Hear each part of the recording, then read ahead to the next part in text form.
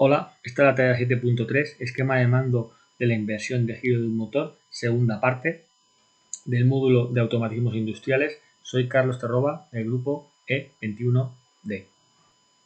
Realizaremos esta tarea con el programa Logosoft Comfort versión 8.3 demo de Siemens. Vamos a programar el lenguaje COP o escalera. El programa permitirá arrancar el motor en ambos sentidos de giro de forma indiferente, sin necesidad de pasar por la posición de paro. Comenzamos agregando un contacto normalmente cerrado, que será el relé térmico.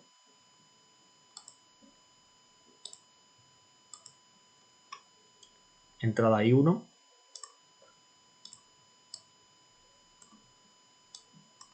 Un segundo contacto normalmente cerrado, que será el pulsador de paro, que será I2. Ahora un par de contactos normalmente abiertos, que serán I3 e I4, que serán los pulsadores de marcha. Las dos bobinas de los contactores. Unos contactos normalmente cerrados de cada uno de los contactores, pero que vamos a colocar de forma cruzada. Aquí el del 2 y aquí el del 1, para que cuando esté activa una bobina, esté activo un contactor, no pueda entrar el otro. Sistema para evitar cortocircuitos. Necesitamos también unos contactos normalmente abiertos para la realimentación de las bobinas, de la 1 y de la 2. Y para cambiar el sentido de giro sin pasar por paro, lo que vamos a hacer es agregar otro pulsador, esta vez normalmente cerrado, que será el I4. Y aquí el I3. Ahora explicaremos el funcionamiento. Bien, vamos a comenzar por, en simulación, configurar el relé térmico como un interruptor. Lo rearmaremos cuando consideremos oportuno, cuando sea posible.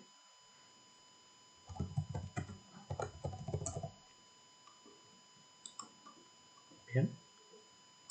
Este sería el paro, pulsador de paro, normalmente cerrado.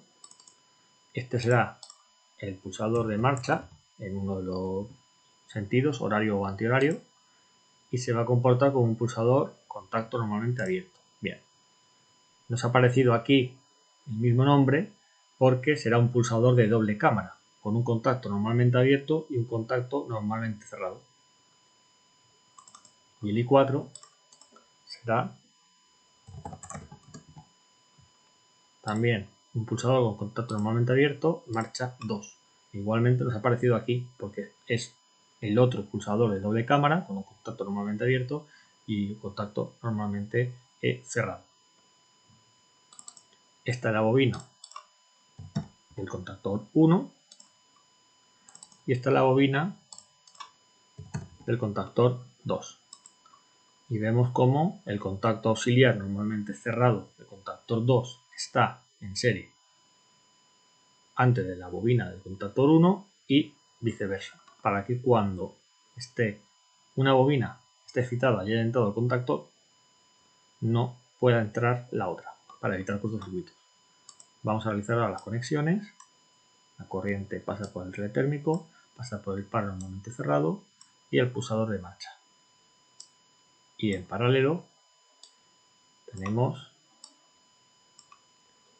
todos estos. Todo esto está en serie y en paralelo la realimentación.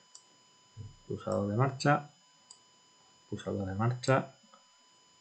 contacto auxiliar y bobina, todo en serie y pulsador. Bien, vamos a hacer una simulación.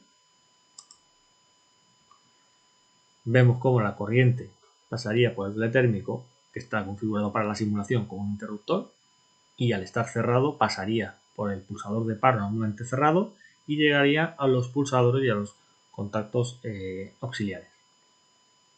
Vemos cómo el pulsador de marcha normalmente abierto no deja pasar la corriente, pero este que está cerrado la dejaría pasar, al igual que este contacto auxiliar de este contactor que está en posición normalmente cerrado. De manera que al pulsar el pulsador de marcha 1, vemos cómo llega la corriente hasta la bobina del contactor KM1 y cuando soltamos sigue estando alimentado. Ahora, si pulsamos en el pulsador de marcha 2, que sería para giro inverso, vemos como al pulsar se ha desactivado la bobina del contactor KM1, con lo cual el contactor KM1 no está funcionando, y se activa la bobina del contactor KM2. Y al soltar sigue funcionando.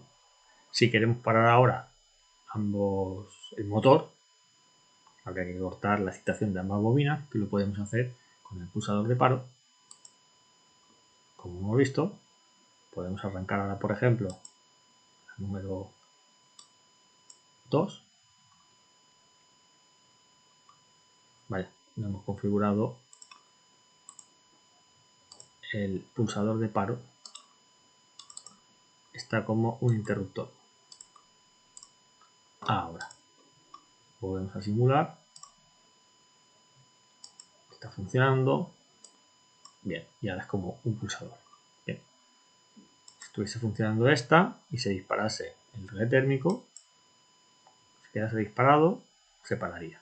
No podemos poner en marcha el motor hasta que rearmamos el relé térmico, cuando sea posible, y ya vuelve a funcionar y queda funcionando hasta que volvemos a darle al pulsador de paro.